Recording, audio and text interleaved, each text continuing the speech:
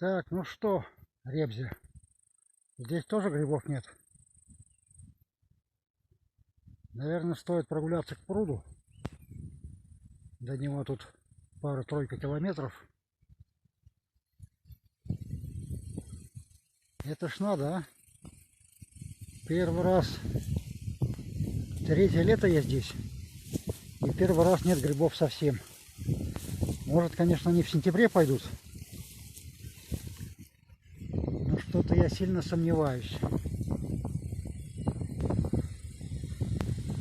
Вон там внизу ручей, но туда я не пойду. Что там делать? Думаете, там грибы будут? Вроде зима теплая была, весна тоже не особо холодная. Лето не сухое. Но грибов нет. Да, придется, видимо, в этом году мне обойтись солеными огурцами зимой. Благо их полно, как и в прошлом году. А грибов нет вообще. Очень странно, ребята, очень странно.